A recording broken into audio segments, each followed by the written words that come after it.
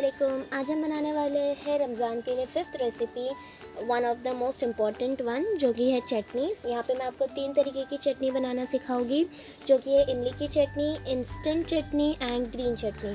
तो चलिए देखते हैं इसे कैसे बनाना है। बिस्मिल्लाहिर्रहमानिर्रहीम के साथ हम रेसिपी स्टार्ट करते हैं।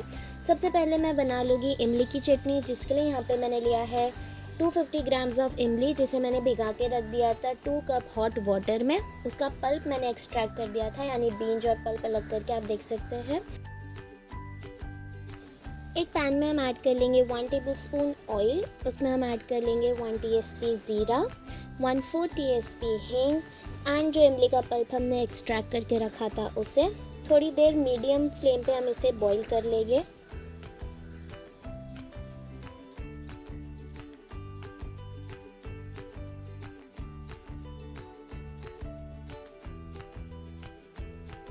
देन हम इसमें ऐड कर लेंगे 500 ग्राम्स ऑफ जैगरी, यानी कि गुड़। उसे मैंने छोटे छोटे टुकड़ों में काट के ये इमली के पल्प में जो है उसे ऐड कर लिया था।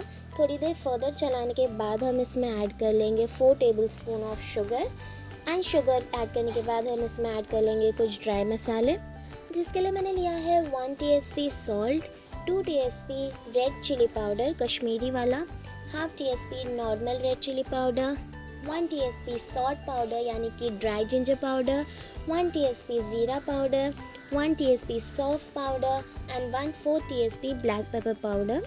देन मैं इसमें ऐड कर लूँगी a pinch of red colour.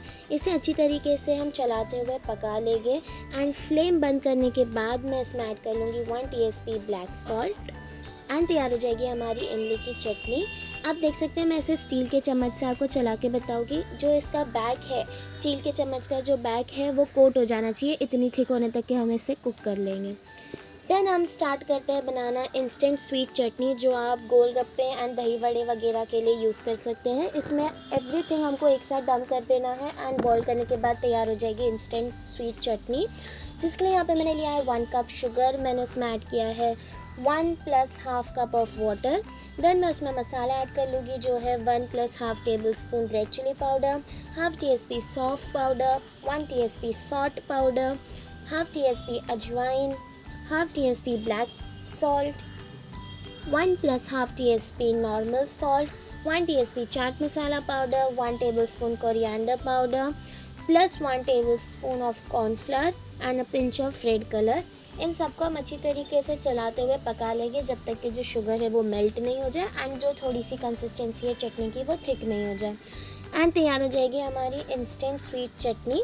आप देख सकते हैं काफ़ी आसानी से तैयार हो गई, सारी चीज़ें एक साथ डम कर दी एंड हो गई। ये हम लोग इंस्टेंटली बना सकते हैं जब हमें समोसा या फिर गोलगप्पे के साथ इंजॉय करना हो।